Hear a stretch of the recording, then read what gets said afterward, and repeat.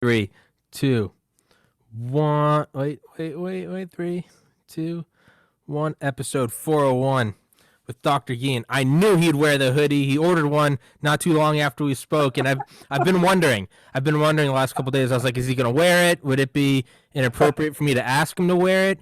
And then I thought, do I wear the same hoodie, or is that low hanging fruit? Do I got to go for another hoodie? And this is my newest one, so I was like, It played out perfectly. Life never plays out how I plan it, except for today. This is exactly how I saw it.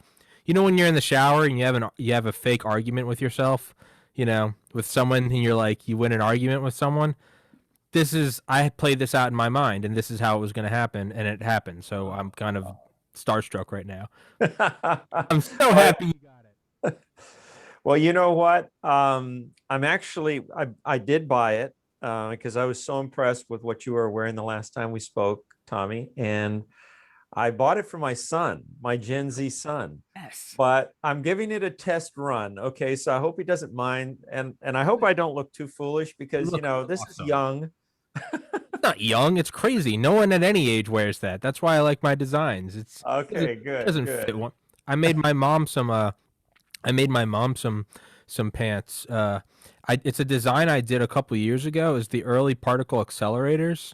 And I don't know what the image is from. I don't remember. I think it was from like the 30s or 40s. It's where they'd put like oil on top of like silver plates or something. I mean, it was like old school. How they'd somehow capture, and if you ever see the images, you'll probably recognize them. They're just kind of like these swirling lines. They kind of curl. Yes. And I forget where I saw them, but I've seen them before. They're great high resolution images. I mean, they're really from like the 30s or 40s. I think before even like particle accelerators existed. But I took those, and instead of it being black and white, I turned it blue and gold, and I made it symmetrical. And I just have this crazy design of like early subatomic particle research. But point of me saying that is I gave those to my mom, and my dad, who was the most straight laced guy in his 60s, he saw them and was like, I might grab a pair of those. So I say all that to say, I don't think they're defined to an age group. Okay, now listen, was that another hoodie you were describing, or you said a pair of? Did I miss something? No. They're like a pair of pants, I think. Oh, Most of them are hoodies, but I had to turn on the air conditioner because it's getting hot for the first time in like 5 months, and I really wanted to wear this hoodie. So both my parents are out right now. They'd kill me, but I cranked the AC down to like 65. So if my dad walks in, he's gonna chop my head off. But I was like, I want to wear this one. But well, that's beautiful, Tommy, and I can tell you genuinely, and you didn't pay me to do this or anything like that. I mean, we bought it legitimately because I just really liked not only the design that I could see on the camera, but I liked the thought that went behind it.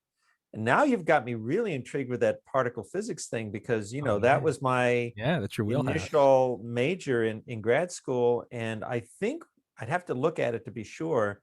But I think what you're describing are the tracks of subatomic particles. They're curled like that because we apply a magnetic field, and if a particle is charged negatively, it rotates or it swirls one direction. If it's charged positively, it swirls in the opposite direction. So that's one of the ways we're able to discriminate whether we're looking at, say, a proton, or which is positively charged, or an electron, which is negatively charged. I'm just guessing, as I say. I haven't seen it, so I'm gonna pull it up on my phone. I think that's exactly what it is. Yeah. It's and then I remember it was just black and white, and I didn't want that, so I did like what I thought would be fitting, and I actually took a high res image of some of Da Vinci's parchment from his Vitruvian Man, and I overlaid it, and I just I made it a negative. And when the colors flipped, it wasn't perfect black and white because the image wasn't perfect black and white. And then obviously the thing I'm overlaying, Da Vinci's parchment, is not, it's not just black or just white. So it came out to this weird blue and gold. And I thought that would be like a cool Easter egg, like, take another great mind and overlay it. Let me pull it up right now So Yeah, and I can tell you, you're ringing all my bells because you're talking Leonardo da Vinci. He is my secular hero of all time because he combines science and art. And I mean, I don't know if I told you this, but when I was a kid, I taught myself to write backwards because, no, yeah, did I can't no, remember, that's but insane. oh yeah, no, I fell in love with Da Vinci and his work from a very, very young age. I started reading his codices, his notebooks. Basically, I Mhm. owned some, not the original, obviously, but copies, replicas of his codices, his notebooks, and I just studied them. And I think I still own a few. I've made some moves since then from one house to another, and I think I've either lost them or I've sold them off. But early on, I'm talking maybe junior high school, I taught myself how to write backwards because when you look at Da Vinci's notebooks, he wrote backwards.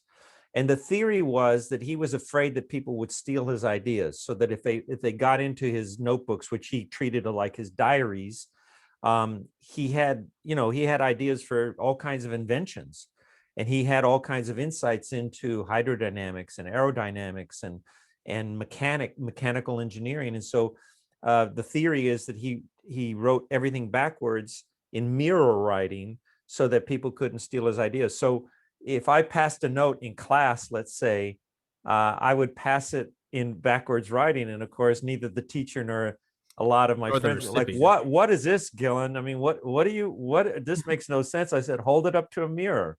And they would hold it up to a mirror and they'd go like, whoa, wow, that's so cool. So it wasn't. Oh, so it wasn't just that you were spelling backwards. You were actually I was mirroring. writing backwards. I was writing backwards in mirror writing. And I still can do, I'm a little out of practice, but I can still do it. I started off by teaching myself how to write my name backwards. And then just each letter, every letter of the alphabet, I just taught myself how to write it backwards. And so I became very fluent. And it was just one of the, look, I was an uber nerd. I still am to some degree. And that just made a whole lot of sense to me. I mean, people thought, oh gosh, this guy is really nerdy, but I didn't care. I didn't care then. I don't care now. And I just got a lot of fun out of it. I don't know how to say it. It brought me a little closer to Da Vinci. Mm-hmm. And I'll be honest with you, one of the things after all these years, Tommy, imagine this. I have been all over the world to I don't know how many countries. I've been to the North Pole, the South Pole, as you know, the bottom of the Atlantic Ocean, blah, blah, blah. I've never been to the city of Vinci, where Da Vinci was born. Leonardo da Vinci means he's Leonardo of the city of Vinci, Leonardo da Vinci. Oh. And you see what I'm saying? And I came this close. My wife actually had a villa she rented for me. And this was like, what are we, 2020? So this would have been like towards the end of 2019. And I was thinking about maybe spending the fall of 2019 going there, writing, exploring. I mean, just walking the paths that Da Vinci walked and just being there. And then COVID hit, and it just blew it out the window. But literally just the other day, I told her, I said, sweetie, can you redo that reservation for that villa, which is near the city of Vinci? And I think I may do it. I may do it, Tommy. If I do, I'll let you know. Okay. Because that would be like, maybe we could do a podcast. Could you do a podcast from me in Italy? I was about to say, I would absolutely love to do a podcast with you on your pilgrimage. Oh my God. That would be amazing. I was going to say COVID. I was just thinking COVID backwards. I mean, it's a stretch, kind of Da Vinci, COVIDDIV. I was just, yeah.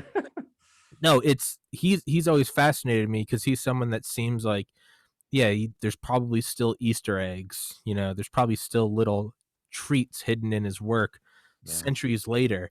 And I got another one to show you, man. For everybody watching, this really wasn't planned. This wasn't turning into a show and tell. Yeah, we always go off on a tangent. We always plan on talking about the book, and then we will circle around. We will. So it was, and then what I did with it is, so the particle things, I whoops, I made So let me see. Oh, what? Hold it up there for a second longer. I don't know if you can. Wow, Tommy, that is just insane. You know what? I think that That wasn't you, was it? Was it like a male model or something? What, the guy with No, the beard? no. That's not me. That's like That's not. that's an artificial rendering. Oh, okay. It puts it onto one person. No, I'm not that good looking. All But right. Now listen. I think, and again, I'd have to check it out, but I think what you got there, or what you based your design on, were what we call images of subatomic particles going through magnetic fields, like I just explained a moment ago, in a Wilson cloud chamber. Okay, that's because Wilson cloud chambers were the original kind of particle detector. And again, I hate to reminisce, but when I was in high school, again, uber nerd, just keep thinking uber nerd, and you'll get me. But in high school, I think I either belonged to the science club, or I just did this on my own. I was a kind of a lone ranger. But anyway, I tried to make a Wilson cloud chamber. And one of the ways you can do it, what you have to do is you have to, and let's see if I can remember, you have a certain liquid. It may be a kind of an oil. I just honestly can't remember. And then you suddenly expand it. And the point is, you kind of almost super saturate, or you create a vapor inside this vehicle, this vessel, that if a particle happened, like a cosmic ray just happens to shoot through it, it will leave a little contrail, like an airplane leaves a contrail in the upper atmosphere. Okay. And that's what you're seeing in those are the tracks that the subatomic particles leave. And I just think it's so cool. You have just such a great imagination. That's why I enjoyed talking to you last time. And I told my wife, I said, Tommy's just really special guy. And here you go with you know what? I don't know if I want to see those pants, because I may have to buy a pair. Well, I do not. I'm gonna kill you, because I actually do have a Da Vinci design I was gonna show you. Oh my gosh! Seriously, go ahead. I'm literally gonna go grab it out of my closet. Go do it. Dr. G, you got a monologue for 20 seconds. Oh, okay. Well, Tommy's out of the picture. I'll just say that I was invited out of the blue to join Tom in his podcast. I knew nothing about him, and then when I heard about his story, I was just really, really impressed. And I told my wife, "Go ahead. I'm invited to do podcasts all the time. I've got to limit the time that I do it in, because otherwise I wouldn't get my work done." But Tommy and I had such a great time last time, and he's a really impressive young man. So I can't wait to see what he's come up with this with this Da Vinci design. But I almost don't want to see it, because I don't want to spend more money. But anyway, we'll see what happens.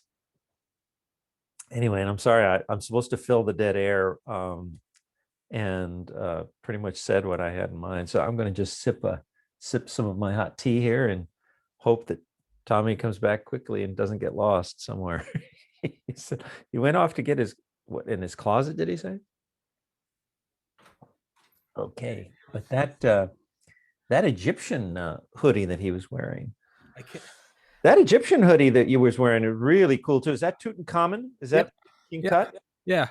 Yeah, I went to Egypt. You know what? No, I can't keep telling you stories, because we'll never get to the book. But one day I'll tell you about my excursion to Cairo. I actually saw the mummy of Ramses II, which is supposedly the pharaoh that Moses confronted when Moses was commanded by God to let the Jewish slaves free. And the whole story about Pharaoh kept refusing it, and Pharaoh kept upping the ante. And okay, well, I'm going to send you locusts. Well, no. Okay, now I'm going to turn the rivers into blood. And that was the Pharaoh, Ramses II. And I had an opportunity. It was actually my very first overseas assignment as a TV journalist. I had just been hired by ABC News to be their science correspondent. So I flew to Cairo under the auspices of the Museum of Science in Boston. I was still teaching at Harvard. And so they invited me, and I went, and it was an amazing thing. Literally this old kind of dried up mummy that hadn't been on display for I don't know how many decades, and I got to see it. And while I was there, I traveled all over to Abu Simbel, to the Aswan Dam, and I almost was arrested in Egypt, because I think it was my last day there. I wanted to just film some of the countryside outside of Cairo, and my guide, a woman dressed in Western wear, not in native wear, said, "Okay, fine. I'll take you there, but just make sure that when we leave Cairo, there are going to be mountains on your left and there's going to be stuff on your right. Don't shoot on the right because there are military installations. Just make sure your cameraman just keeps shooting left out of the car as I'm driving out of Cairo. I said, okay, that's cool. I'm fine with that. Well, despite that, we were stopped by this convoy of young, kind of buff, angry military guys, and took us into their camp, basically arrested us. And I had a hot-blooded kind of Irishman cameraman, and he just really wanted. I said, and I forget what his name, Kenny was his name. I said, Kenny, please. I said, number one, pop the tape. In those days, we were shooting on tape. I said, pop the tape in case they want to confiscate it, because I don't want to lose all the other stuff that was on the tape that we'd shot. And I knew we hadn't shot anything illegal. I knew in my heart. And in fact, we had not shot anything. I said, pop the tape, Kenny, hide it. I said, and then just sit there and keep quiet, because I don't want to land in jail. It's my last day in Egypt. I think I'd been in Egypt for 2 weeks. Everything had gone hunky-dory. It's just my bad luck on this last day. And so our guide said that, okay, look, stay in the car. I'm going to go talk to these guys. And we waited. It was like at least a couple hours, Tommy. And of course, Kenny was getting hotter. I said, Kenny, please. And so finally she comes out. Okay, she says, just drive away. I said, what happened? She says, I'll explain. Just drive. Let's get out of here. And then she explained to me that it was in Egypt, it's all about bakshish. It's all about bribes. So she talked to them, said we were good guys. We were from ABC News in America. And she, gave them some bakshish and they let us go. I mean, that's my quick story of so I'm looking at that Tutankhamun and I'm flashing on all of that. I have so many other stories I could tell you about Egypt, but I won't. Okay, no. I was going to say, I actually had on for 5 straight weeks a military police veteran from Vietnam who wow. I met through someone, but he's come on the podcast. We become friends. He also used to teach a course about Exodus. And so we actually just wrapped up the other week, did a 5 Sundays in a row. We did Exodus. We went over everything the plagues and everything. It was really interesting. Yeah. Crazy. What are the odds? I didn't know that. I know. Yeah, I know. Right. And yeah. This one I made, it was just, I just wanted to make it as gaudy as I could. So I just took the most gold thing I could. Well, you know what? I don't consider it gaudy. I mean, one of the things that I noticed even about the sweatshirt that I bought from you that I'm wearing is that when I saw it on camera, I mean, it was very impressive. But now that I'm wearing it, the colors are even more vibrant than they were on camera. They were more muted on camera. Yeah. But I'm looking and there's nothing garish. I mean, it's actually it's really beautiful. And when my wife and I said, no, you got to wear it. I said, yeah, I want to wear it. I said, but am I going to look silly in it? Or, so I put it on this morning and I said, you know what? I think I look pretty good. It's awesome. It's awesome. So I don't know, maybe I'll have to get a second one but I think my son would kill me. I'd have to get a different one, but I got to tell you, and it, by the way, super comfortable. On the inside, it's like a little flannel. Yeah. So it's not like one of those cheapies. Yeah. And my wife paid for it, so I don't remember how much I paid for it, but I'm telling you, my son owns a lot of hoodies, and we were just visiting him not too long ago. We were there for about 10 days. And he wore a lot of hoodies while he was there, and he's got great taste. My kid's got great taste. But I got to tell you, I think he's going to be really excited to get this. I hope so. His birthday's coming up. So I'm going to I tried to put it on so that I wouldn't wrinkle it. I didn't take any of the tags off, so I'm going to wear it literally this one time. As soon as we're done, I'm going to take it off. I'm going to pack it up very nicely in tissue, put it in a box, and we're going to send it to him. It's going to be his birthday gift. And I can't wait. And I'll let you know next time we talk. Please. I'll let you know what he thought. But I'm sure he's going to love it. Well, that's why because I'd ordered a lot of mine that I really liked, and my original idea to order that one was because when I originally made the design, I was like, this isn't going to transfer to like fabric. This is like a digital design, and it really only looks good on a screen. I put it on the hoodie, and I was looking at it on the website, and I was like, it looks good, but I don't think it's going to print well. So I ordered it, and then that's when I wore it last time when I talked to you because I was so tickled by the fact that it actually printed in like high resolution.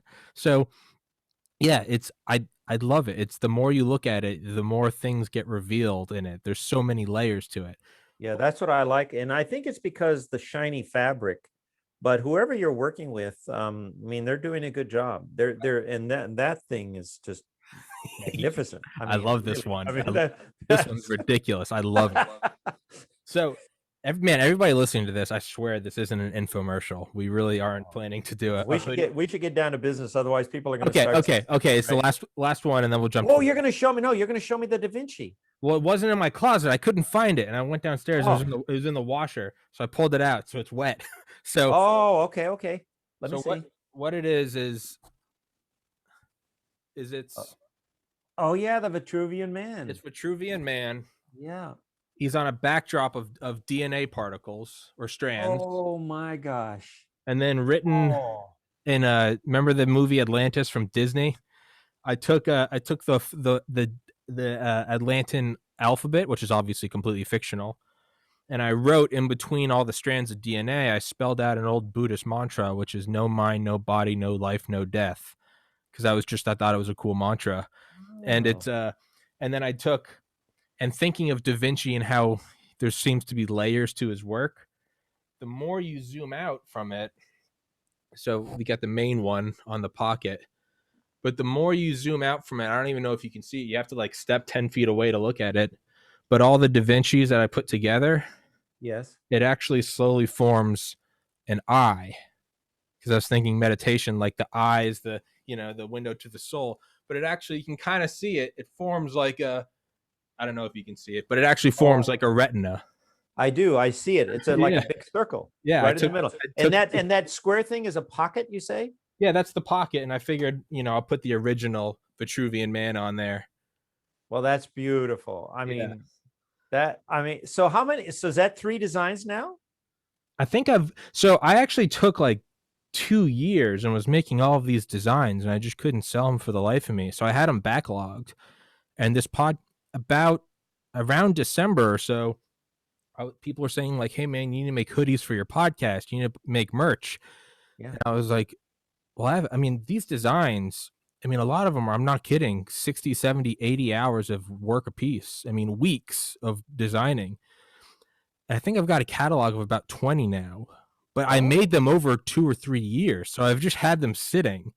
And so now I'm uploading them, and it's like they're finally getting the glory they deserve.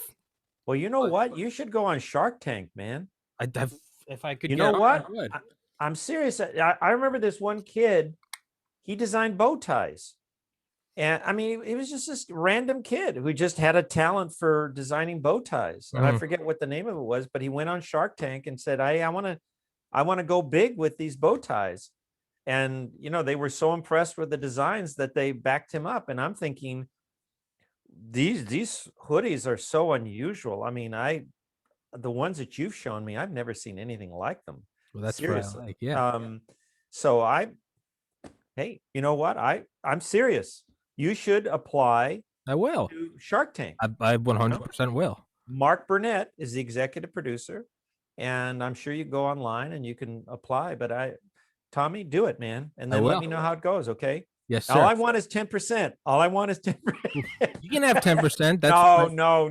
I'll take 10% to Dr. No, my reward would be to see you succeed with these hoodies because you deserve it. These are really, and I'm not surprised you spend that much time. These are not slapped together. Even the one I'm wearing, I keep seeing new things in them. So good luck, but let me know. But please do that. I think, yeah, absolutely. All right, so let's talk about the book. Let's jump into the book. Let's do it because it only took us 25 minutes. But your book, The End of Life as We Know It, it's one thing I think about a lot. The more, I'm only 30 years old. I remember 2000, early 2000s. I remember like the click wheel iPod. I remember the touchscreen iPod. I remember getting an iPhone. And now, now I'm on a 2-year-old, relatively old computer, but it's a MacBook with a 4K webcam. And I've got a 4K TV right here. And I've got all this stuff that even 10 years ago is just, you couldn't imagine it. And like what I'm doing, think about it. I'm making designs on an iPad with images that I've pulled down from 4K and 8K websites to use as editing. I've put it on a website run by Shopify with no overhead, so I don't actually have to buy anything. They only get made as they're purchased. Doing a podcast, uploading this high-res, high-fidelity audio to YouTube, BitChute, Rumble, and Spotify. Finding guests such as yourself through Gmail. All of this stuff is happening from this like 5 by 5 foot area.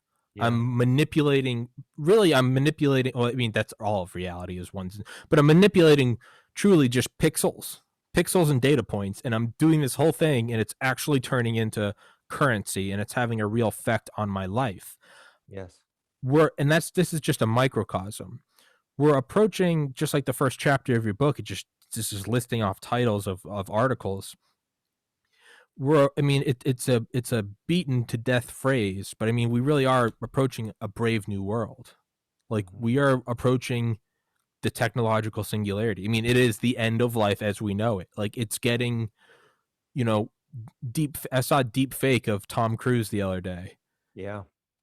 And I had no idea it was a deep fake. I was wondering what was so special about the video. I was like, it was like Tom Cruise like meeting Joe Biden in the Oval Office. And I was like, it was at the top of Reddit, and I was like, it's just Tom Cruise. And then I went down. It's like, man, I can't believe this is fake. And to me, that is what really kind of gut punched me. I was like, reality is slowly becoming indistinguishable from the synthetic cyber world we're creating. Yes. And that's what, for all the listeners, that's what your book really illuminates. It's not just, can we fit more terabytes of data into a smaller point? Like, that's all the physical side of it. Like, the cultural side, what we experience as reality. I wake up, I go to work, I go get food, I stay on the right side of the road, I hold the door. Like, our societal structure itself seems to be fraying at the edges. And that doesn't necessarily mean in a bad way, but it's coming apart faster than ever before. Yeah, it is. And, when I decided to write the book, Tommy, I didn't want it to be a downer.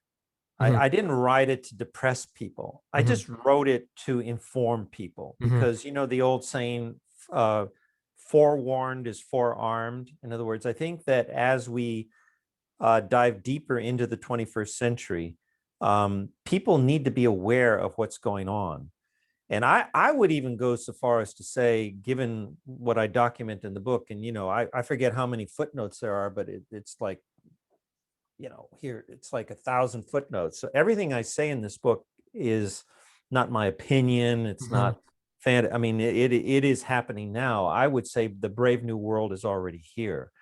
And every day that I wake up and read the headlines, it just reinforces everything that you're reading right now in the headlines, whether it's on the internet or whether it's genetic engineering or whether it's surveillance and privacy and facial recognition or automation and computers and robots.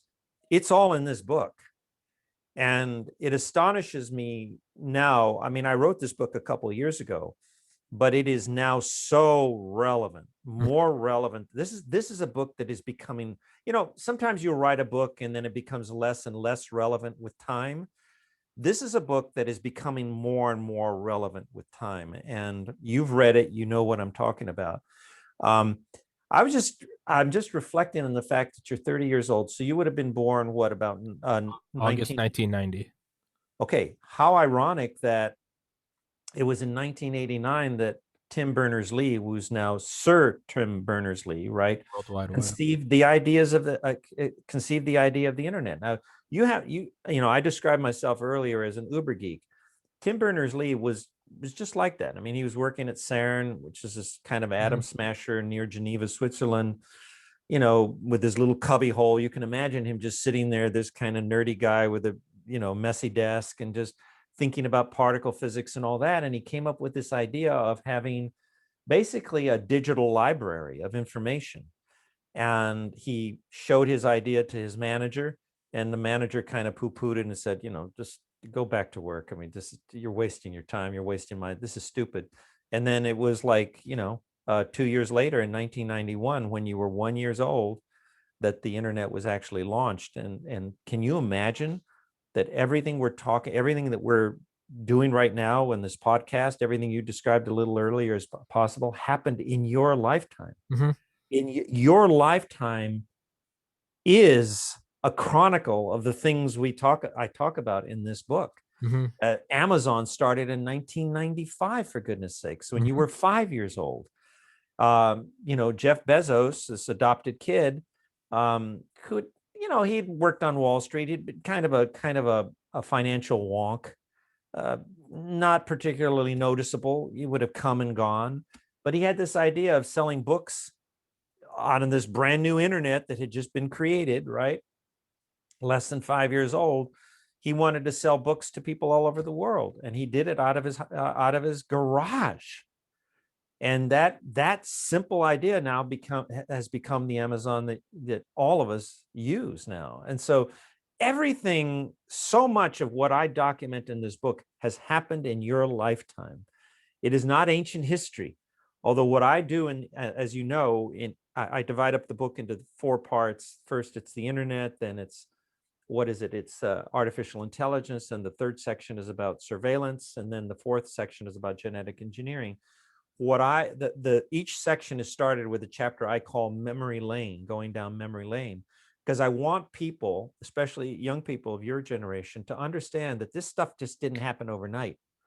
There were things that go back in time that led up, you know. So, for example, the internet. There was precedence for the internet. There was a whole chain of events that happened that led to that bingo idea that Tim Berners-Lee had in 1989.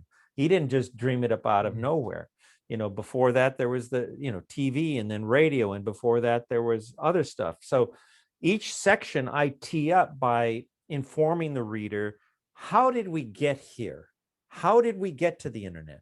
How did we get to artificial intelligence? How did we get to surveillance technology? How did we get to genetic engineering? And then the chapters that follow in each section bring you up to speed as to what's going on right now. And it's in our face, Tommy. It's in our face right now. I mean, you know, you take something like a simple iPhone, and it used to, the iPhone I have right now, you know, you put your thumb on it to let you in. So it uses your thumbprint. But now it's all about facial recognition. I think it was iPhone 10 that was the first one to use facial recognition. And everybody was like, wow, woo, woo, isn't that cool? Isn't that cool? Well, now people are starting to, maybe it's not such a big wow, right? Because now we're talking about police, you know, having special Google glasses where they can look at you, Tommy, through their Google glasses, right? And instantly track you down. And if you have a record, boom, it comes out. And so suddenly the whole notion of you're walking down the sidewalk on a public street, doing nothing wrong, harming no one, just minding your own business, taking a nice stroll. And all of a sudden, you know, you are being surveilled for no reason whatsoever. There's no suspicion. So a lot of the kind of the wow factor that I talk about in this book, I think people, even your generation, are starting to think twice. Okay, it's not all bad, but it's also not all good. So that's what I tried to do. I call it a survival guide for the 21st century, because the more you understand what this technology can and cannot do, the better you're going to be able to protect yourself and your loved ones. I mean, you know, I talk about vacuum cleaners, and everybody would say, well, like the Roomba vacuum cleaner, you know, a lot of people got them for Christmas this past year. You know, hey, I got a Roomba vacuum cleaner. I had a friend who says, yeah, I got a Roomba vacuum cleaner. You know, a self-propelled vacuum cleaner that just goes around your house and you can just sit there playing video games while it vacuums your house. And you think that's cool. Well, I talk about that, and there are elements of that that are not so cool, that are very invasive of your privacy, things that you wouldn't. The headphones that you use, Bose headphones, you wouldn't think, well, what's the big deal? I'm just wearing headphones, listening to music. Well, there's stuff going on behind the scenes, even with those headphones, like with the vacuum cleaner, you're not aware of. You need to be aware of it to protect yourself.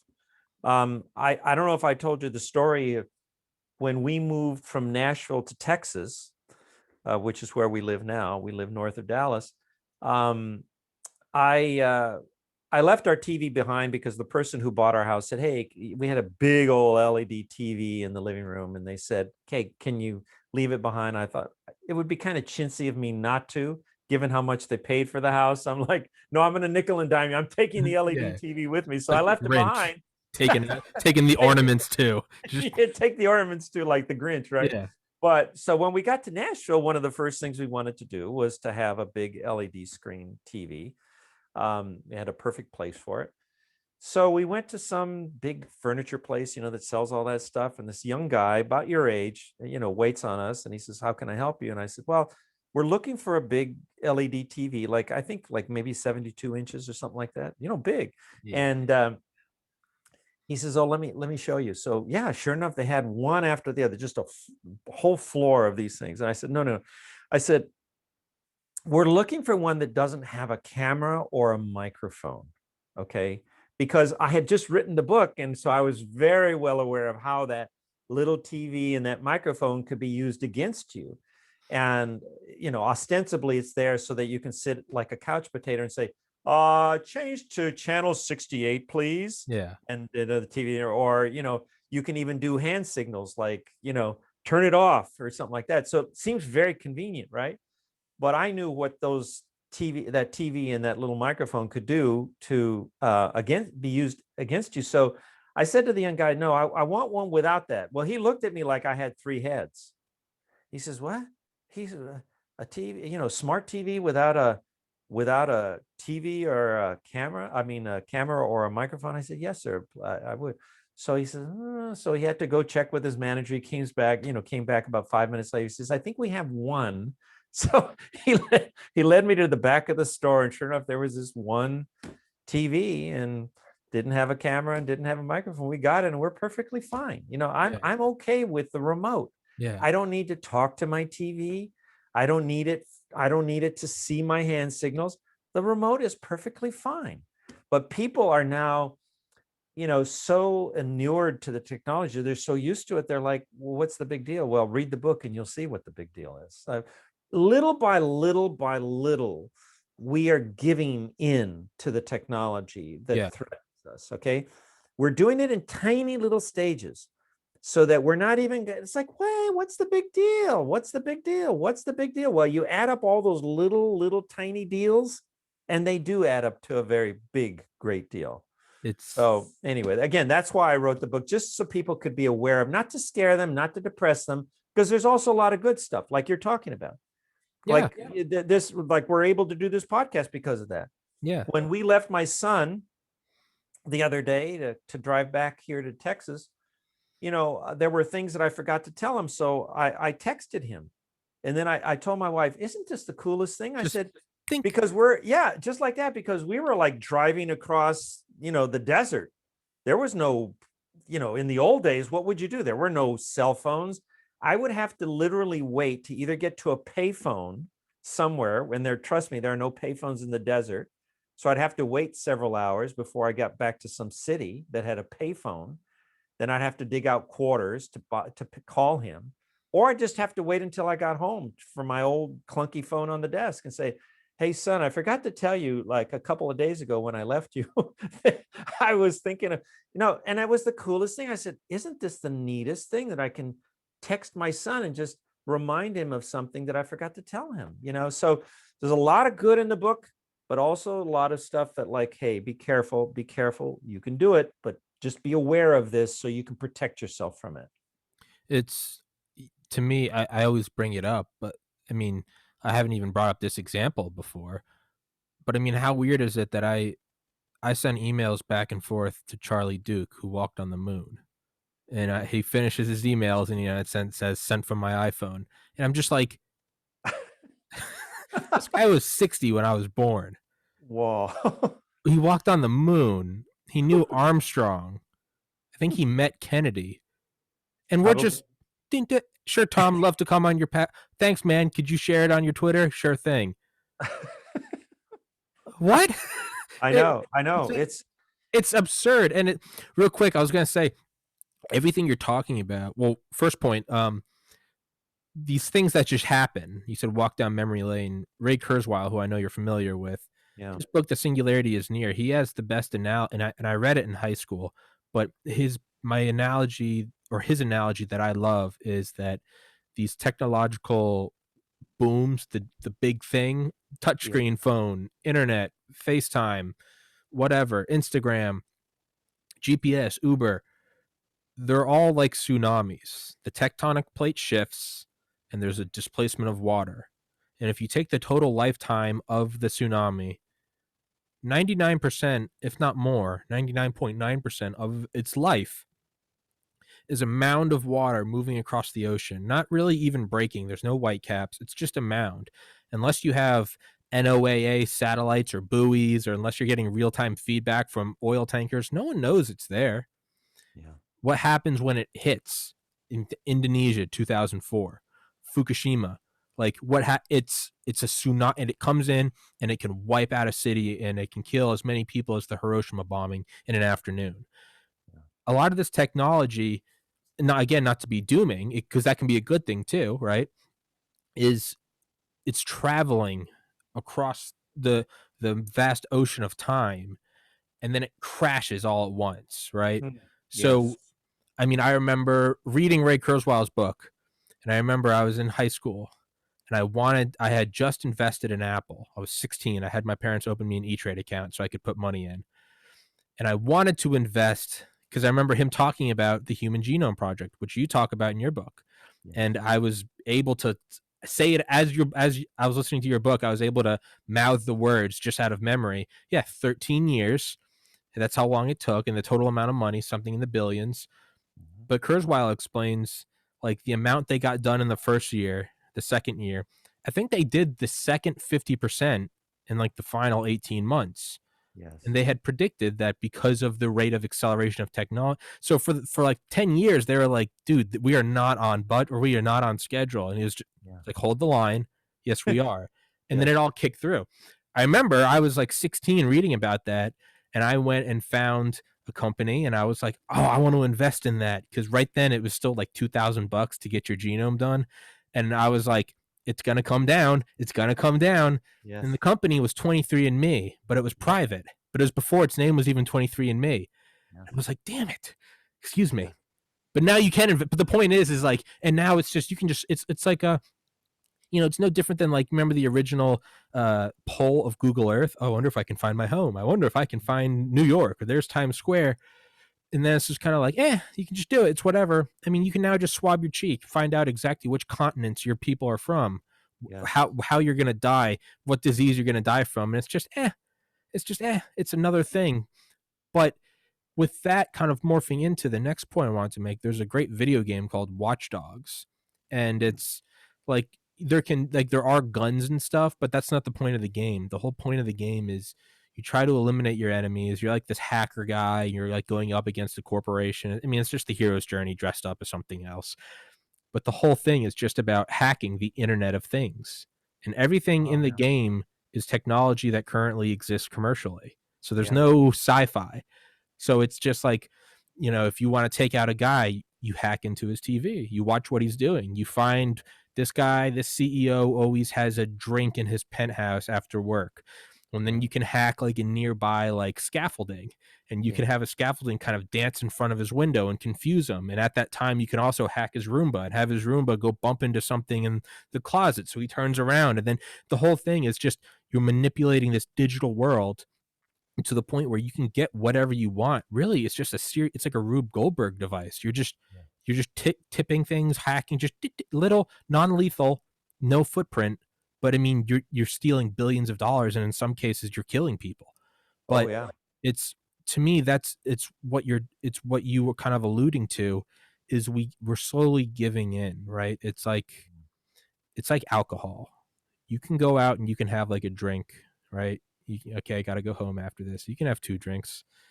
In Mhm. college, I used to leave my debit card at home and I'd put $40 in my wallet because I would know that logically after 1 drink or 2 drinks, I could tell myself, all right, it's enough money. I'm living on student loans.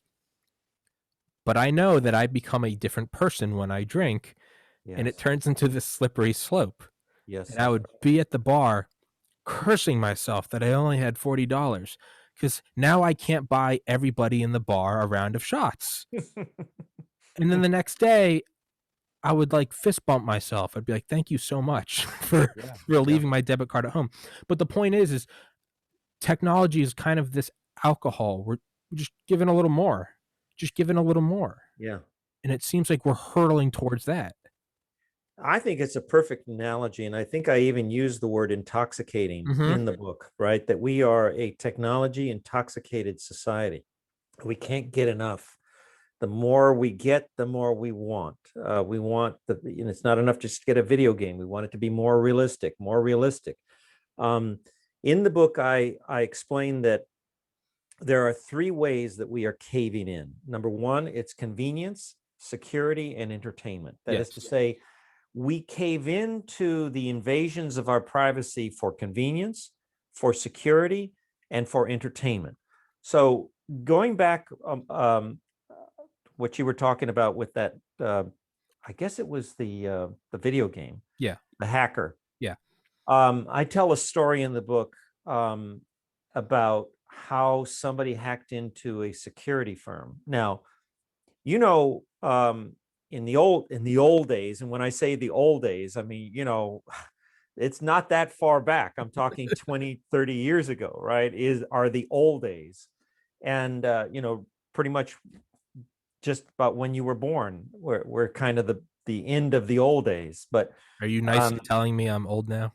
no, that was before I'm you were born. no, I'm No, coming into no, the old age. no, no. Now listen, in the old days, only like companies had security cameras, warehouses, places where there was maybe sensitive stuff going on and they wanted to protect themselves. So now that's no longer the case, right? Every Tom, Dick, and Harry has a security camera in their home. Why? Because of security. Again, this is one of the reasons we use to cave to the technology. Well, I want to protect my home. I have kids. I'm worried about an intruder coming in and breaking in my house, and kidnapping my kid. Yeah, I get it. But what's the flip side of that? You say, hey, I can be in my office, right? And I can check in on Fido, my favorite pet at home, to make sure that he's not, he's got plenty of water and plenty of food. That's great. But what's the flip side of that? Somebody can hack in and check on Fido instead of you, right? Everything you can do from your smartphone, a hacker can do. So Mm-hmm. great. You can check in on your wife, your kids, your Fido. You can increase the temperature of your house, lower the temperature of your house. You can turn on the coffee maker whenever you want, all from the convenience of your iPhone. Great. But what's the flip side of that? A hacker could do exactly the same thing. They can hack into your system and do all those things you find so either convenient or you do because you're security minded. So again, this is what this book is all about. It's just not saying don't do that. Don't get that smart coffee maker that you can control from your iPhone. I'm just simply saying just understand that everything you find so convenient about the technology, so will a hacker find very convenient. So I tell the story of a guy who basically hacked into one of the biggest companies selling these private security cameras, and he was able basically to get the video feed of people who had video cameras in the bedrooms of their child's home, and their babies are sleeping in the thing, and the hacker can see it, and then went ahead and published all the addresses of all these places. I mean, this is the flip side of the convenience and the security that we use as excuses for caving to the technology, and people simply have to be aware of that. It's again that game, Watch Dogs. That's one of the opening montages. It's like your Is it? teddy. It's like your teddy bear, that you use to watch your kid. And Yeah. it's like corporations are mining that data so they know how your kid moves, what baby formula he likes. And on one hand, it's like, yeah, this is just the cutting edge of like sales and like, market research. And it's like it's also being sold on the dark web to pedophiles. And it's like we are. I mean, it's the knife edge. It's the knife's edge, right? It's the butter knife. Do you use the butter knife to toast the bread, or do you use it to kill your mother? And it's like, as we move forward, it seems like the knife is getting bigger and bigger. It's the nuclear bomb or the power of the atom. We can power us, Eisenhower, atoms for peace. And you also put it on top of 70,000 warheads. And, it's this whole, woo, and it's, we could use it to go to Mars and use minimal energy. And it's okay. And it's like, we could also, the KGB can use it to poison its enemies. And it's, I remember when my parents first got an Alexa, Yes. me and my dad sat there like chimps who discovered fire. Alexa, how tall is Mount Everest? Alexa, who was the 10th president? And we were just like morons. And just, we're watching this thing. And then you kind of forget about it. You just kind of forget about it. But then every once in a while, you remember it's still there and the microphone's still there. And it's the most unique thing I always find is when I do an episode like we're doing today, not even uploaded, not search engine nothing where I input data. If I put the title of this as, the whatever, coming technology, whatever. And then I put in, today's episodes with Dr. and then the search engine optimization keys, maybe it's technological singularity, progress, 5G, Brave New World, key search terms. I get where that gives me feedback, or maybe I get an advertisement for Brave New World. Like, sure, I get that. I put in data. Maybe even just uploading the episode. Sometimes I'll upload episodes with no title, no nothing, just to see what happens, and it will still give me feedback. What I have found is even if I don't upload the episode, just the recording of you and I talking right now, there has to be something unique that I don't talk about every day. So maybe Da Vinci. I might get an advertisement for the Da Vinci Code. I would bet my life on it. Before I go to sleep tonight, I will see an advertisement for the Da Vinci Code, and I will see something for a cloud chamber, and I will see something for, I don't know, maybe televisions, maybe a new TV. And again, is it good or is it bad? And then I think the more important question is it's like if you were, let's say you were in the know in 1945. So you were in the upper command and you knew that we were going to drop an A-bomb on Hiroshima. You were let in to the Congress found out about the A-bomb through the newspaper. So let's just say somehow or another you're on the inside. And you might be tossing and turning and doing the equivalent of a podcast. And, the A-bomb's good. It could end the war. We could have power too cheap to meter. But then again, where we're going to irradiate this land, what precedent are we setting? And you guys are going back and forth, and it's you and Dr. G, and you guys are sharing stories and bouncing them off each other. But ultimately, one of you sobers up and says, do we have a say in this? And it's no. Whether or not we drop the A-bomb, it's the top brass are doing it. You're watching. And it makes me think more and more, do we even have a say in this? And I know that's kind of learned helplessness, that's apathy, and that's not good. But objectively, I could turn off all technology. I could become a Luddite. I could go live in the woods. I could surround my cabin with Faraday cages, and I could do nothing. I think the world is just going to keep flying towards this cliff of genetic engineering, nanotechnology. Does this discussion even make a dent on that? Does it even move the needle? Well, you've asked the very question that I asked towards the end of the book. The big question I pose in this book is, are we headed to a great future or a grim future? That's the question. Is our future going to be great or grim? And to what degree do we have the power to determine that? I think some of the things are beyond any individual. But I do suggest that by informing yourself, you can influence the direction of our future. You can determine to a very great degree to whether our future is going to be great or grim.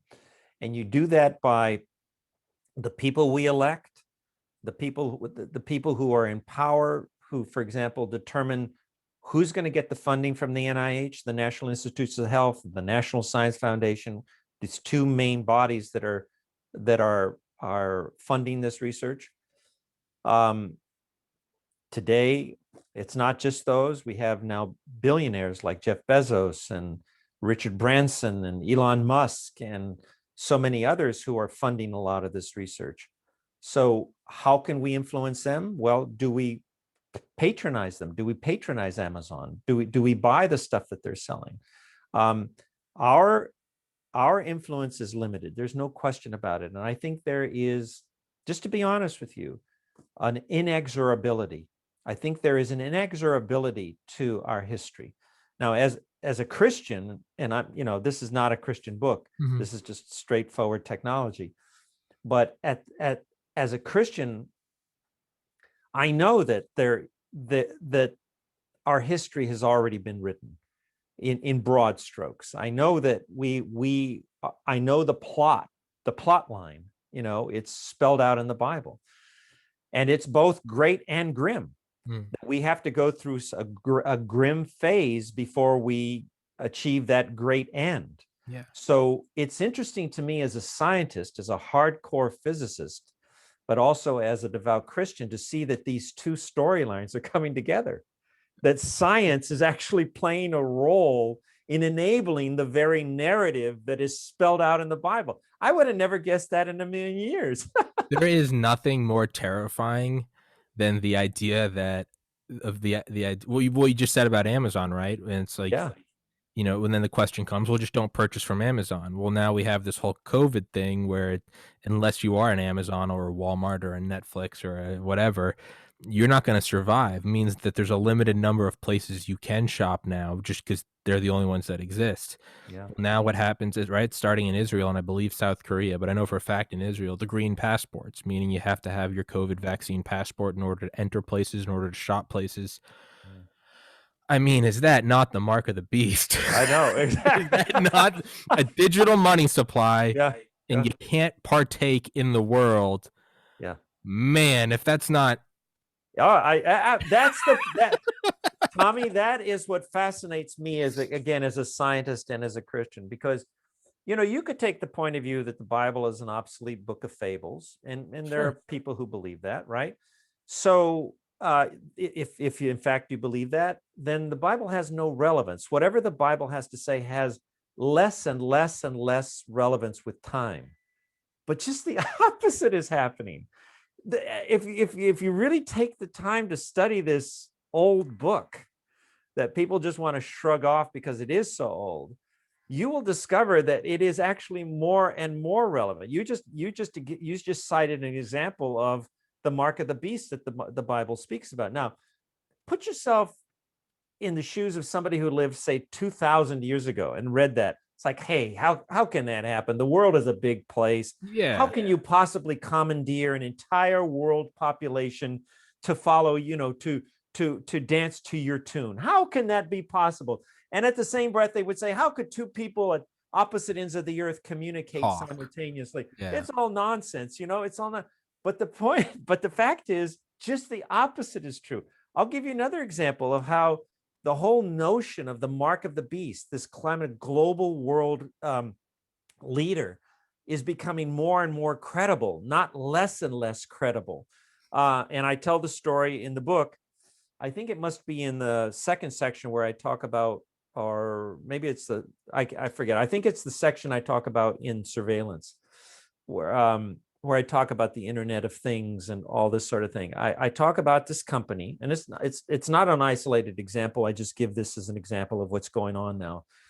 A company, I think it's in Wisconsin, in the Midwest. So this is not even in some extreme part of the world. It's like the Midwest, for goodness sakes. And again, they make these kind of employee respite places. Like, Oh let's say you yeah, live, yeah. you know what I'm saying? Let's say you work in a big company and you work on the assembly line. Well, every now and again you get a break. Well, where are you going to go? This company creates break rooms for employees. So there are vending machines, there's tables there, you can just relax, maybe a little TV set. They design all of that, right? So they came up with the idea of like, hey, instead of forcing some employee to dig into his pocket, put some coins in there, or even dig into his pocket and put the credit card in there to get a candy bar during his break, right? Why don't we just implant a chip into the employee's hand? I think it's like in the thumb or in the crease between the thumb and I think they put it right here in the fleshy part between the thumb and the forefinger.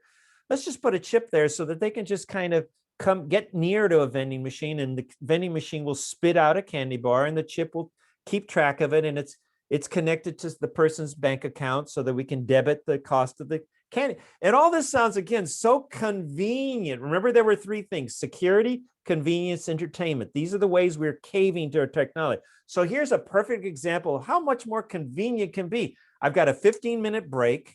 I don't have to go looking for my wallet or worry about carrying change. I just kind of wave my hand over the vending machine and it spits out whatever I want, right? So I quote the CEO of this company as saying this, this has worked out so well for our employees. They can now let themselves into the building without having to swipe a card. They can just wave their hand and the chip in there lets them in, identifies them, right? Very convenient. He says, now we're starting to think we're going to expand this now. So we're going to put a little GPS element into this chip. So now we can keep track of where each employee is at any given moment. Oh my God. Do you see where this is going? Again, it's little by little by little. It starts with something that sounds so incredibly convenient. Wow. And then it starts getting darker and darker and darker. And here's the answer.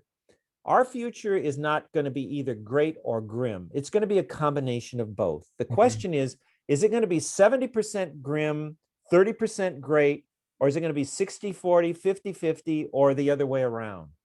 And each of us can influence it. I mean, there's an inexorability. This stuff is going to happen. The question is, how much influence are we going to allow it to happen? And that's where you and I do have some power. You and I can rise up and say, you know what? Enough is enough. We're not going to allow these microchips anymore. And we can elect people who will pass laws that make it illegal to do that, right? I want to read to you from just before I was coming on. I wanted to refresh my mind, because remember, I wrote this book a couple of years ago, and I'm like, I got to be, fresh for Tommy, right? So I'm going to try to read this without my glasses, but this is Zuckerberg in 2016. Okay. So this was just like 5 years ago. And he is making the announcement that Facebook is going to have an element called Facebook Live. Okay. Facebook has already existed for some while. Now he's announcing this new feature, upping the ante, right?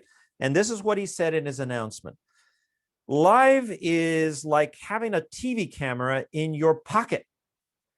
Anyone with a phone now has the power to broadcast to anyone in the world. When you interact live, you feel connected in a more personal way. This is a big shift in how we communicate, and it's going to create new opportunities for people to come together. Now, doesn't that just sound like a big kumbaya moment? Wow, we can all now, if you're in Paris, I can see what your life is like. And so I can empathize with you, and I can show you what life is like here when I'm eating my cinnamon bun at my breakfast. This is how we eat in America. It all just sounds so warm and fuzzy, right? And this is how technology first insinuates itself into our lives, right? It's got to sound good. Either it's got to sound convenient, it's got to sound good for our security or for entertainment, or again, just this kind of kumbaya moment. In less than a year, when Facebook Live got launched, and I tell grisly stories in here, some young woman, very troubled young woman, broadcast on Facebook Live her suicide. Okay.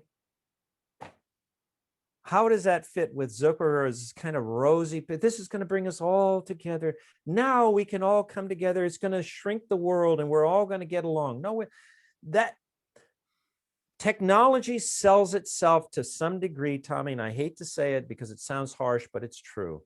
Technology insinuates itself into our lives with a big lie. Mm-hmm. And that lie is usually it's going to sell you convenience, security.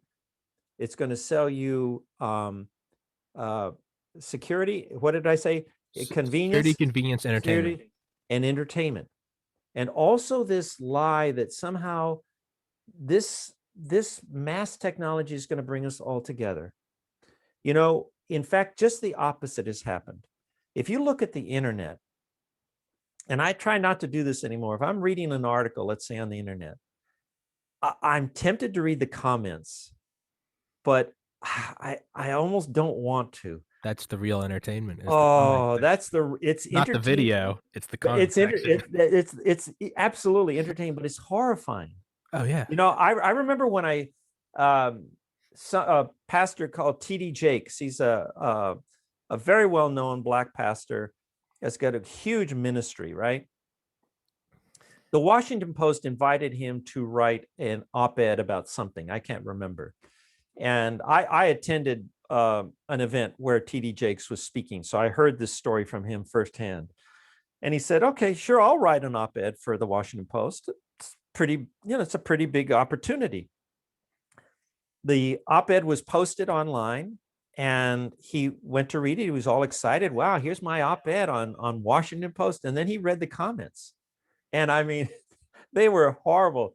And he was horrified. And he called the editor at the Washington Post. He said, oh my gosh, wow, what is this? Wow, I didn't let myself in for this. I mean, I thought I was just going to write an op-ed. And she said, don't worry about it. It happens to everybody. It happens to and it's like, why have we what's happened is that people like Zuckerberg will promise us that this technology is going to bring us together. It's going to create brotherhood and sisterhood and peace and love and joy. And it all sounds so good. And of course we bite. Say, yeah, let's do it. Why not? We need that. We need more love. We need more peace in the world and all that. But here's what happens, Tommy. And it's a recurring theme throughout all technology. We're talking about the internet right now, but this can be said about genetic engineering, about artificial intelligence. It could be said about surveillance technology. But here's what happens.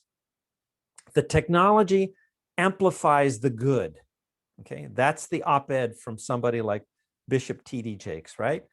It allows for podcasts like this where we can have an intelligent discussion across hundreds of miles, right? But then it also amplifies the ugly, like that girl committing suicide on live camera, or somebody. Another example that I give is where these teenagers were literally torturing a mentally challenged young man, broadcasting it live on Facebook. Just absolutely horrendous. The technology didn't make us do that. What it does is it amplifies everything that's good about us, but unfortunately, it also at the same time amplifies everything that is bad about us. And you know as well as I do, you can keep amplifying the good, and that's great. There's no limit. Bring it on, bring it on. There's no limit that we should place on amplifying the good. But the problem is that it only takes a little bit bad to spoil all that good.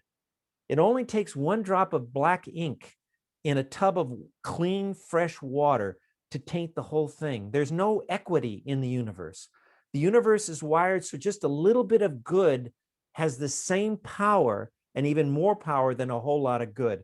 And that's the predicament we're in right now with this technology, that we are going to have a great and a grim future.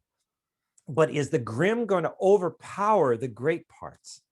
You know, you can go on. We watched a movie last night, a nice little movie. It wasn't professional, but it was a great little movie. It was about a cowboy who was kind of down and out, and he finds redemption in this dude ranch run by a woman who's just kind-hearted and takes him in even though he's an alcoholic, gives him a second chance at life. And the cinematography was very dark. Half the time you could hardly see the actors, but the plot line was just fantastic. Redemption through love, right? At the end of it, the credits was Indiegogo. So this, in other words, it was a crowd-funded movie. And I suspect, just based on, because I've produced a movie using millions of dollars and I know what it takes to make a good movie, my guess is that they probably made this movie for like $100,000 or less, maybe even considerably less. What I'm saying is, though, but that's good.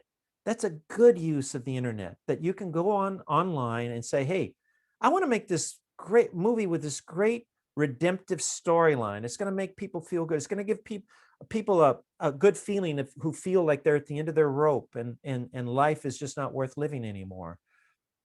And so enough people said, yeah, I'm in. And I'm going to give $20, $50, $100, whatever it is. That's the good part that the internet amplifies. But at the same time, the internet is amplifying all this garbage, all this dark. You mentioned the dark web. I talk about the dark web in there. The stuff that goes on in the dark web is horrifying. So where is this all? It's not a great or grim, it's great and grim. The only question is, will the grim overpower the great? Or will enough of us who are rooting for the great do what it takes to help the great overcome the grim? And right now, it's going to be mostly up to your generation, my son's generation. I'm trying to do I'm trying to do my part by writing the book, just by, hey guys, this is what's going on. It's not the brave new world is around the corner. The brave new world is at your front door knocking.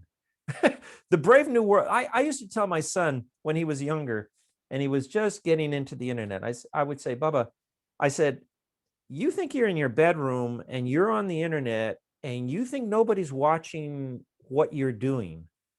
Guess again. There are all kinds of eyeballs that are watching what you're doing. You're leaving a very visible track. It's like an animal just leaving a track in the forest. You think you're in the forest by yourself, but you're leaving this track. I said, you may as well just open the front door of our house and invite the world in, because that's exactly what you're doing every time you log into the internet. That is what you're doing. You're opening the door wide of your bedroom, your basement, your living room, whatever. You're opening it wide and you're inviting the world in. And you can only keep your fingers crossed that most of those people you're inviting in are good.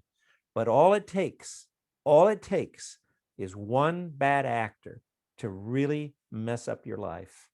And so this is the dilemma that I think we face, Tommy, in a nutshell. Whatever we're talking about, whether it's the internet, surveillance, artificial intelligence, genetic engineering, it's both great and grim. And it's going to be up to us to determine what proportion of which is which. That, in a nutshell, is the challenge we face. It seems that one thing I always I ask myself a lot is, has the world always been this balance, and is technology shedding light on it? It's the world's getting crazier. It's getting, people are being, and it's like, or has it always been this absurd? But now you don't grow up in a hut and never travel more than a mile from your house.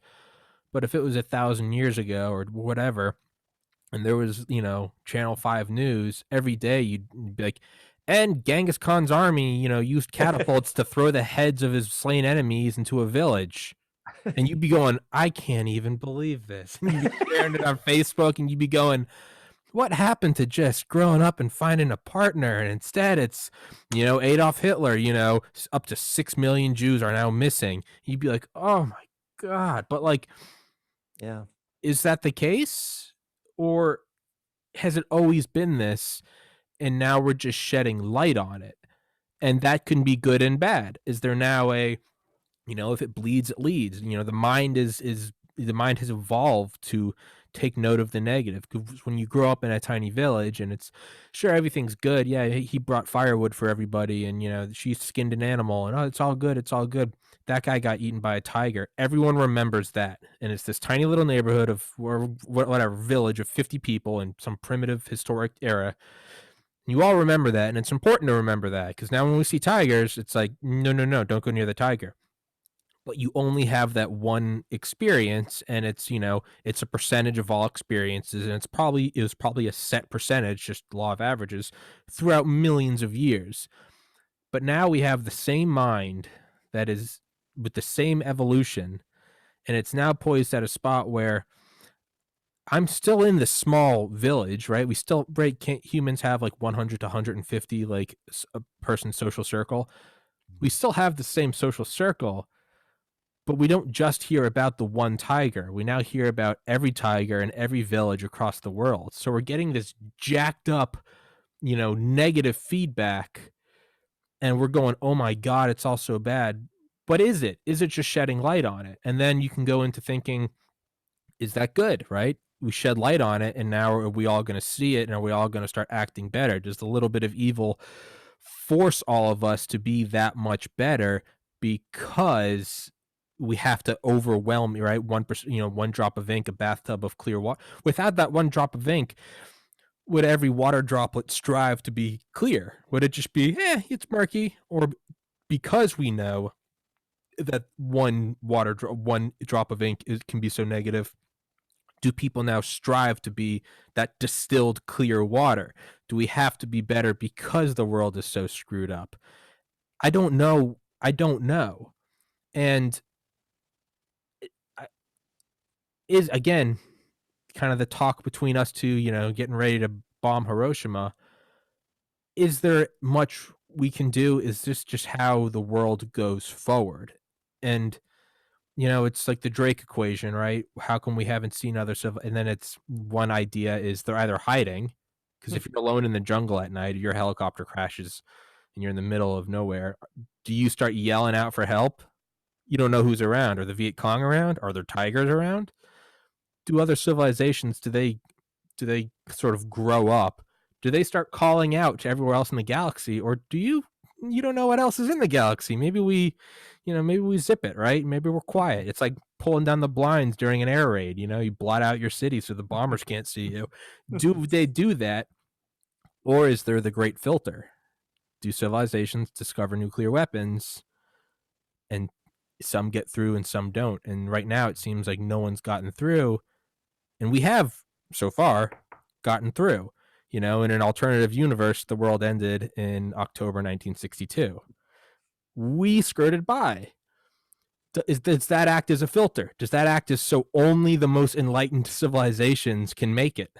Is that part of it? It's, we're coming up to this brave new world. Is life extension going to jump into the thousands of years? Are we going to colonize Mars? Are we going to have godlike AI and CRISPR and nanotechnology? And does the negativity, is there a filter that you get to a point and it's like you now have to be such a clear bathtub that you put up a barrier to those droplets of ink? It's like it's a feedback cycle. It cancels itself out. Are we going to get through the final hurdle? Right? We've been jumping through smaller and smaller rings, and now we're at this one, and I don't know, do we get through it? I've kind of thought before, are there tiers? It's the first tier seemed to be 1945, the A-bomb. We got through the whole Cold War. Mm-hmm. The next tier seems to be pandemic, and looks like we're going to skirt by. I mean, are there it's like pre-med. Are there weed out classes?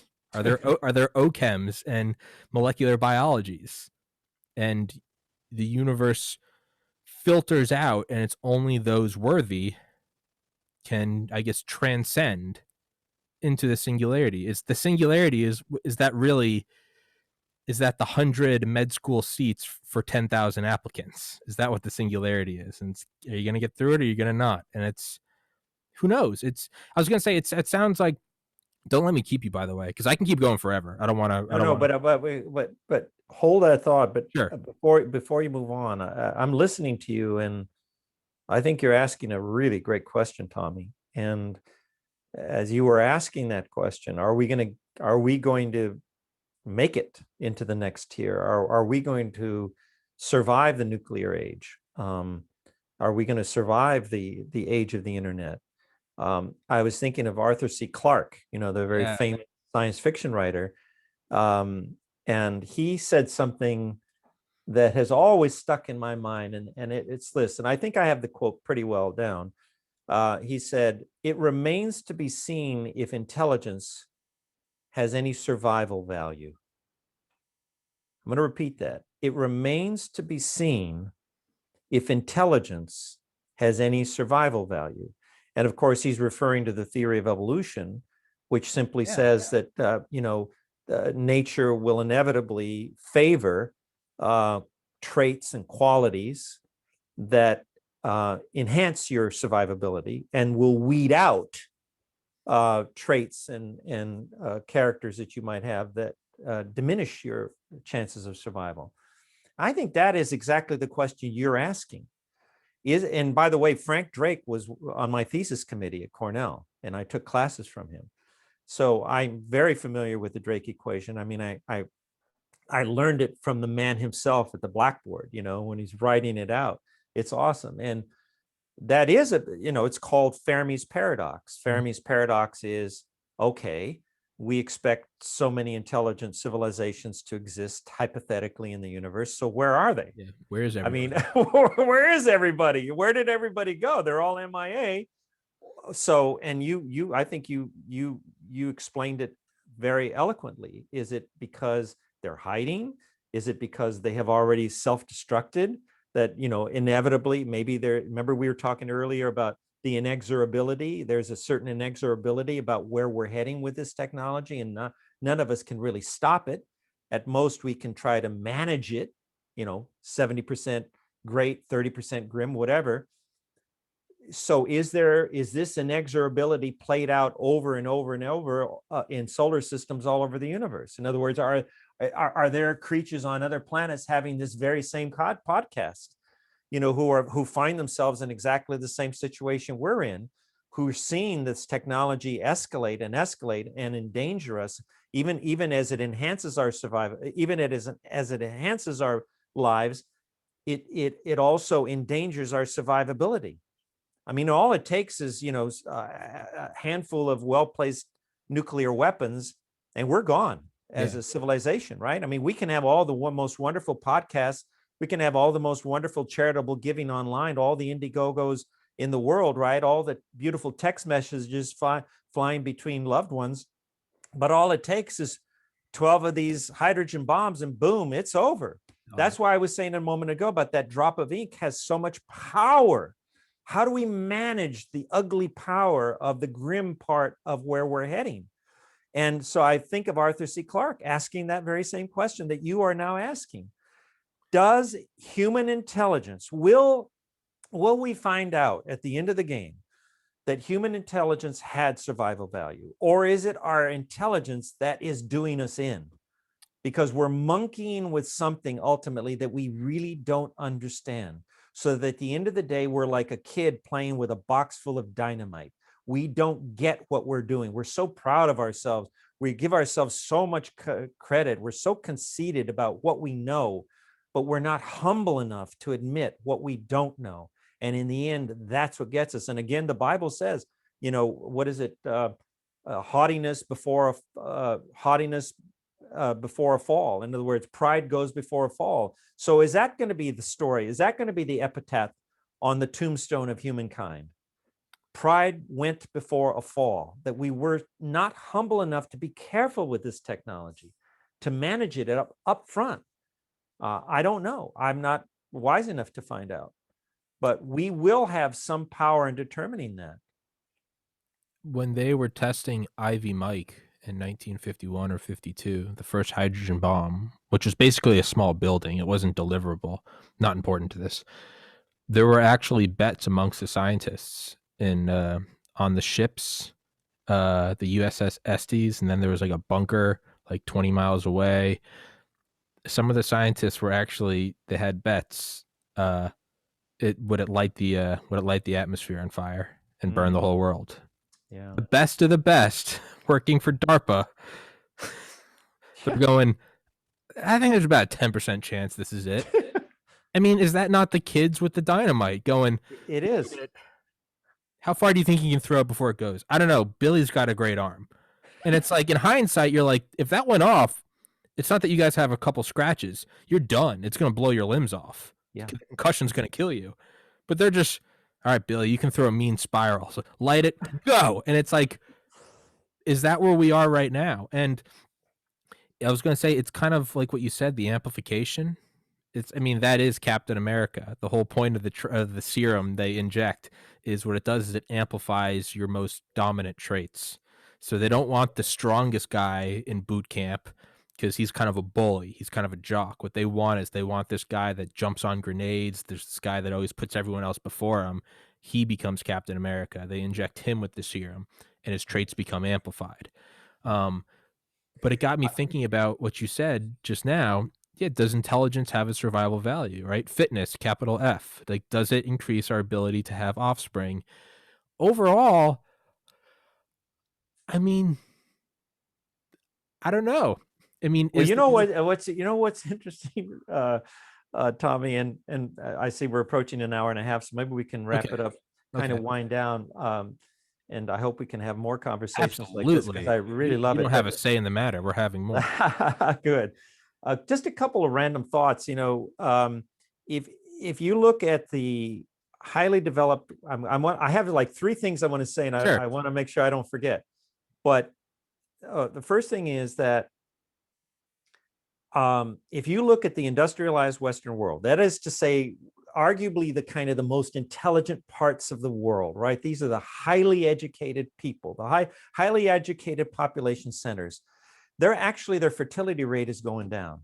They're not smart enough to even reproduce themselves, for goodness sakes. Okay, so that's evidence. That's what article of evidence number one. Number two, I loved your description about the scientists taking bets about, hey, are we going to light the whole atmosphere on fire and all that? The same thing is kind of going on right now in genetic engineering. And that is, I tell the story of that in the book.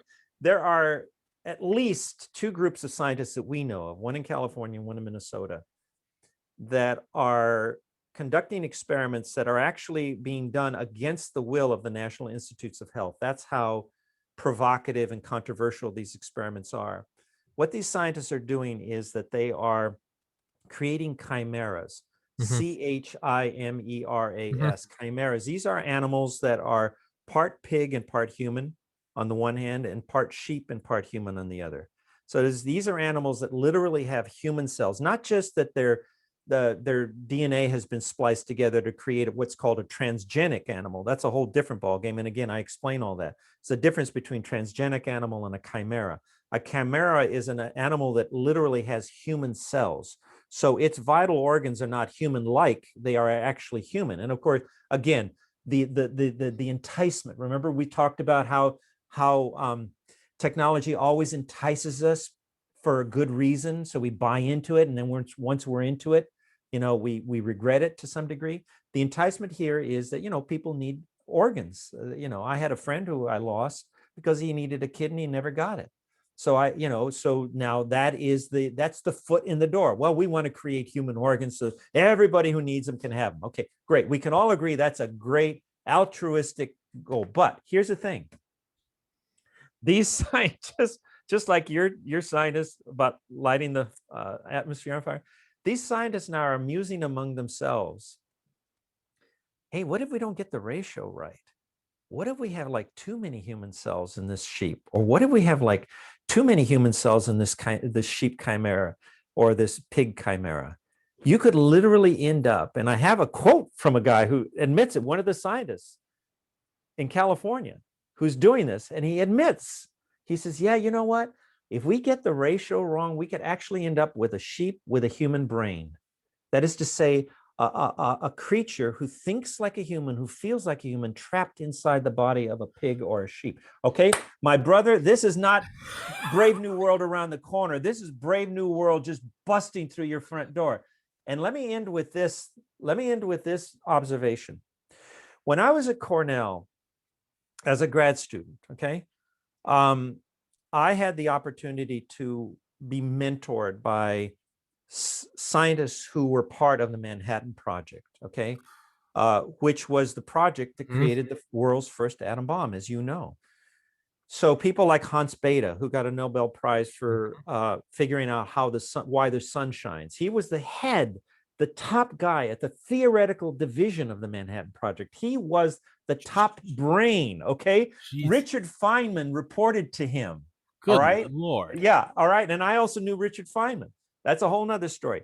Edwin Saltpeter was another theoretician on that. And I can go on and on. Just the who's who of the, and these guys were already, by the time I was a grad student, you know, they were already getting older.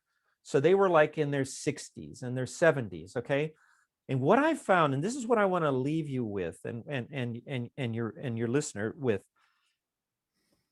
is almost without question, without exception, these scientists who helped create the first atomic bomb, because they knew it was going to end the war, and it did. So that was the good thing. That was the great thing. But the grim thing is that they realized afterwards what they had created, what they had unleashed on the world.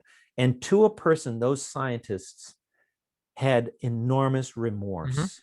And they did everything. They became, you know, they joined peace groups, like the, you know, the what is it, the International Union of Scientists, and other groups like that, who are now advocating for peace. And they're just so racked with guilt. And we're seeing the same thing now. And I talk about the guy who invented the like, you know, the thumbs up thing on Facebook.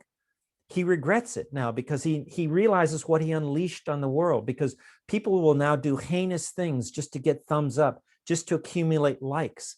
And now he like disavows himself from the invention. He says, you know what? I am so sorry that I invented this thing. We're seeing the same kind of remorse recapitulate itself now, Tommy, with the technology that is being unleashed now. So what does that tell us? Rather than do something willy-nilly and then feel bad about it afterwards, how about this? How about giving it some thought before we do it? Just because we can do something doesn't mean that we should do something.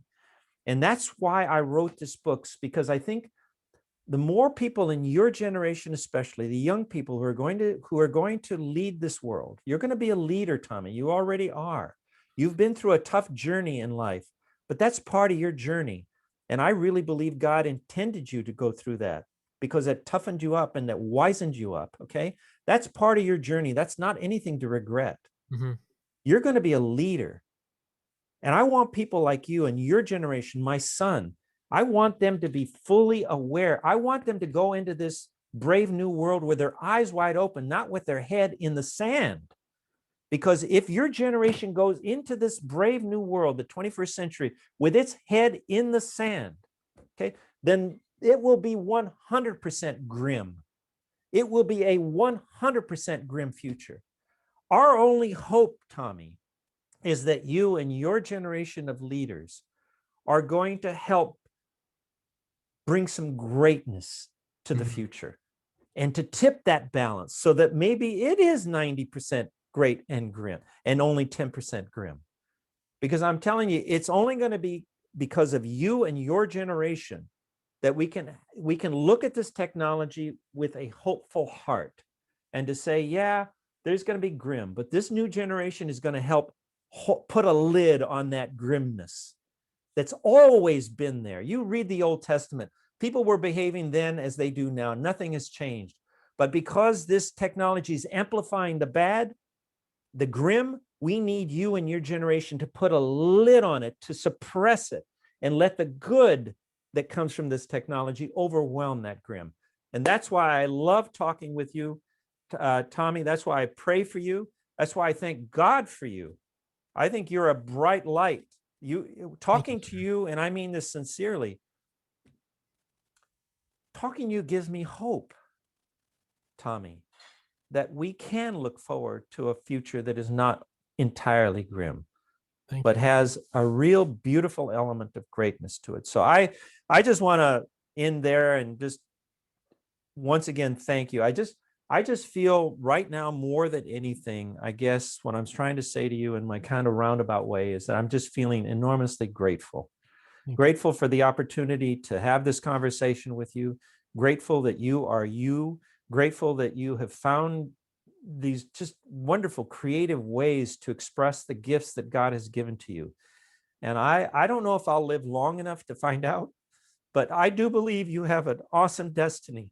And I just want to keep encouraging you to put one foot in front of the other and keep moving forward and not backwards, because you're going to be a blessing, not just to me, but to the entire world one day. And I want to thank you for that. Thank you, sir. Absolutely. That means the world to me. And well, I don't think we can't have more conversations now. I think it's our duty. I think we have to do more. Let's do it. Well, you know who to call. The chief, my wife, just set it up, and I'll be there. Yes, sir. I was gonna say, before I lose track of this thought, and then we'll cut off on this. Yes. Is the escape clause of the drop of ink in the tub, does evolution select for, is there an out? And is that breaking away and settling a new planet and creating a separate tub of water? So if there is a drop of ink and it spoils that one, you have a backup. Is that what the universe selects for? Is that, I mean, what is the very first thing after the spermatozoa or the spermatid or whatever it is? Yeah, no, spermatozoa. Yeah, it goes into the egg or the oocyte or I can't remember. Yeah, oocyte. Yeah, you got it. You're not forgetting. What's the first thing it does? Splits into two. Yeah. Is Earth, are we going from Earth to Mars? Is that the very first? It just happens on a billion-year scale instead of every second. Are we the cell? Are we going through mitosis and meiosis right now? Wow. You know, I mean, think about it. What does it do? It shoots out fibers. Everything starts separating. What are we doing? Elon Musk's rockets, they're going up. We're getting better at landing. All right. We've put a space station up. We've been shooting rovers over. All right. The ground's there. It's all there. You know, Starlink satellites up there. Okay. We're putting data up there. We made a little hop to the moon. All right. It works. We know humans can do it. Are we getting ready? Is it the cat wiggling its butt, getting ready to jump? Is the cell dividing? And if we divide, the original can die and that one can divide again. Is that the limiting factor? You know? Can I tell you, I'm going to send you, that's a brilliant question. And let's pick up our next conversation with that question. But before we do that, Tommy, I'm going to send you an op-ed I wrote a few years ago for Fox News on this very subject. And what I'm asking you to do is to please read that op-ed so that when let's start our next conversation with that, just ask that question again, but having read that op-ed, because that is a very profound question you're asking, and that deserves its own discussion. All right, my brother. So you have a great day. Yeah. Oh, also, we didn't even touch on it. I did listen to that podcast episode you sent me about the tuning forks, but we'll save that for the next. I loved it. Okay. I loved it. I thought it was brilliant. I loved it. But we'll save that for the next episode. Dr. G, I say this from the bottom of my heart. I love you, man. You're a cool guy. I got nothing but love for you. It is a special thing to talk to you. I ended up talking to Miss Carvis. We exchanged emails. So we established that. So truly, from the bottom of my heart, I have nothing but love for you, Dr. Gian. So thank you very much, sir. Your book, The End of Life as We Know It, on Audible. I'll put it in the description. It's fantastic. It's a little bit terrifying, but it's enlightening. Is what it is. There is no opinion. There is no agenda. You just lay it out. These are the facts. And part 3, we will get back to it. Thank you, sir. God bless you, Tommy. Love you back. You as well, Dr. G. Thank you so much. Goodbye.